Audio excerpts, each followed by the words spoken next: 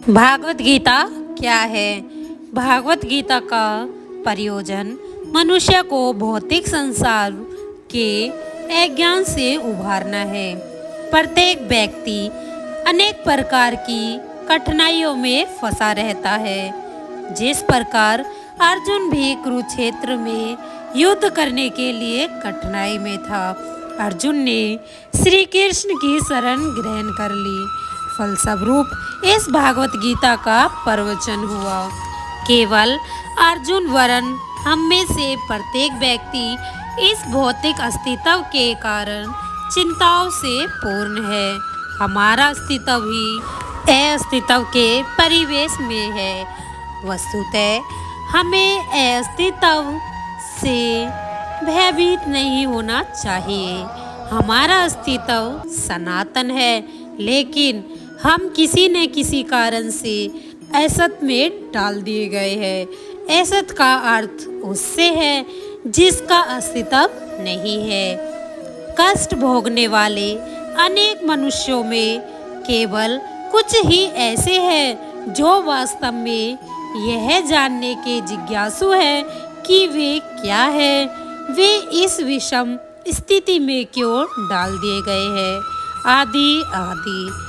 जब तक मनुष्य को अपने कष्टों के विषय में जिज्ञासा नहीं होती, जब तक उसे यह अनुभूति नहीं होती कि वह कष्ट भोगने नहीं अपितु सारे कष्टों का हल ढूंढना चाहता है, तब तक उसे सिद्ध मानव नहीं समझना चाहिए।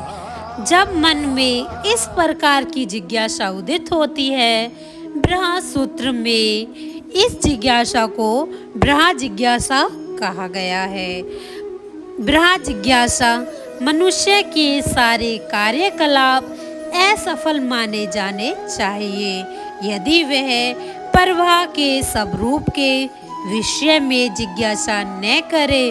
अतएव जो लोग यह प्रश्न करना प्रारंभ कर देते हैं कि वे क्यों कष्ट उठा रहे हैं या वे कहाँ से आए हैं और मृत्यु के बाद कहाँ जाएंगे, वे ही भागवत गीता को समझने के सुपात्र विद्यार्थी है।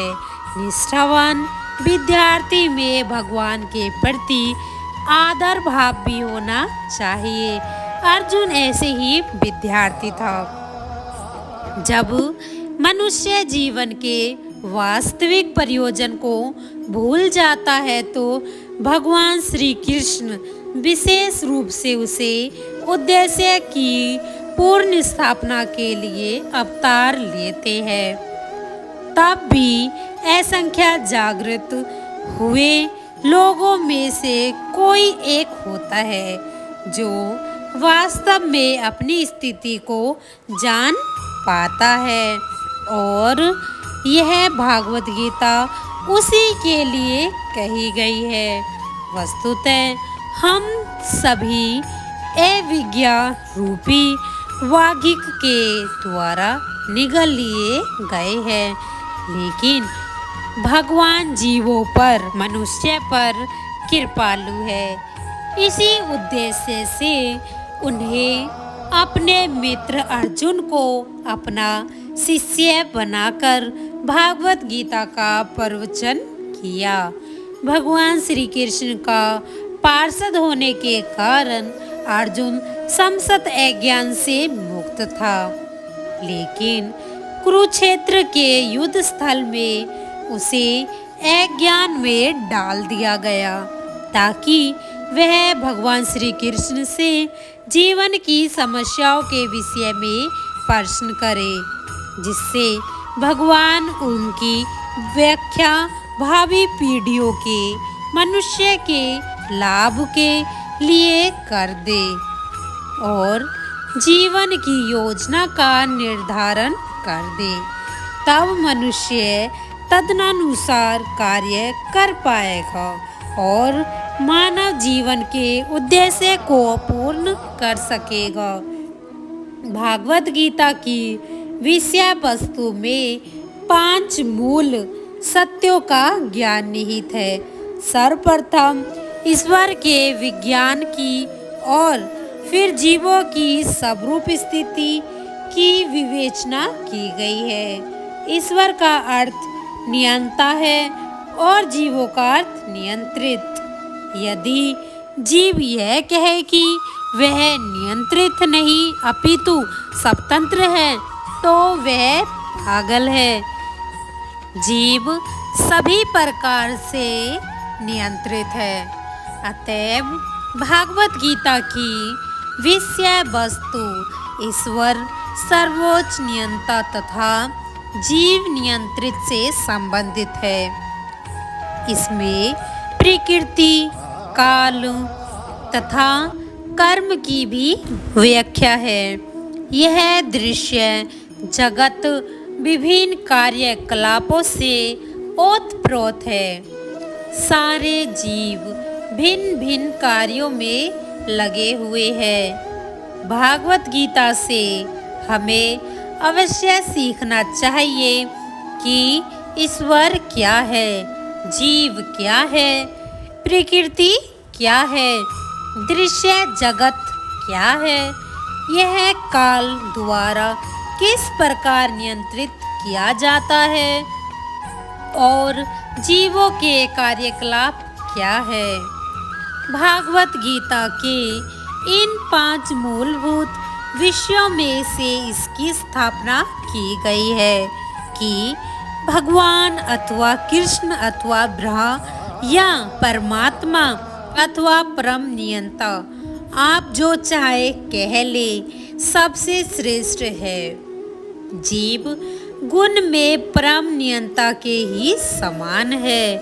उदाहरण के लिए जैसे कि भागवत गीता के विभिन्न अध्यायों में बताया जाएगा, भगवान भौतिक प्रकृति के समस्त कार्यों के ऊपर नियंत्रण रखते हैं।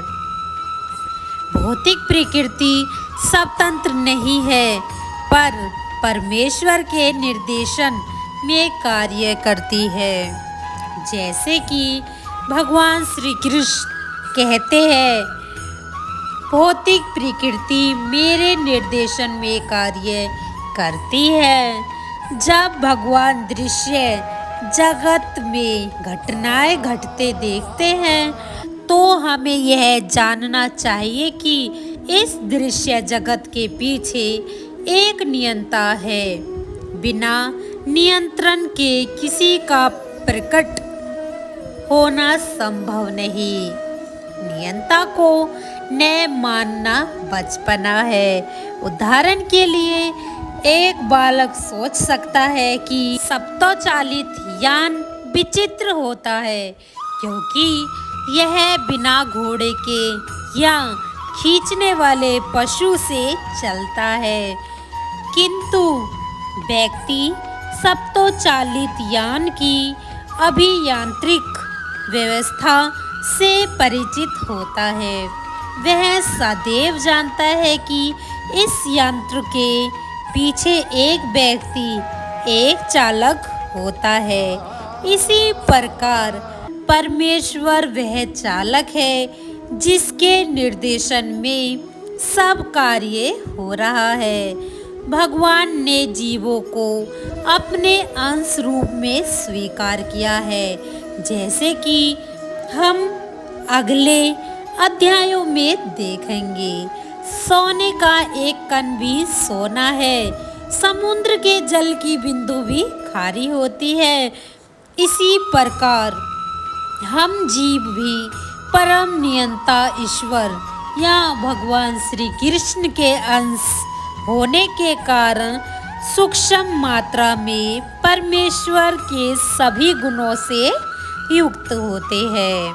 क्योंकि हम सूक्ष्म ईश्वर हैं, हम प्रकृति पर नियंत्रण करने का प्रयास कर रहे हैं। जैसे कि वर्तमान में हम ग्रहों को वश में करना चाहते हैं और हम में नियंत्रण रखने की यह प्रवृत्ति इसलिए है क्योंकि यह कृष्ण में भी है। यद्यपि हम में भौतिक प्रकृति पर प्रभु तब जमाने की प्रवृत्ति होती है, लेकिन हमें यह जानना चाहिए कि हम परम नियंता नहीं है। इसकी व्याख्या भागवत गीता में की गई है।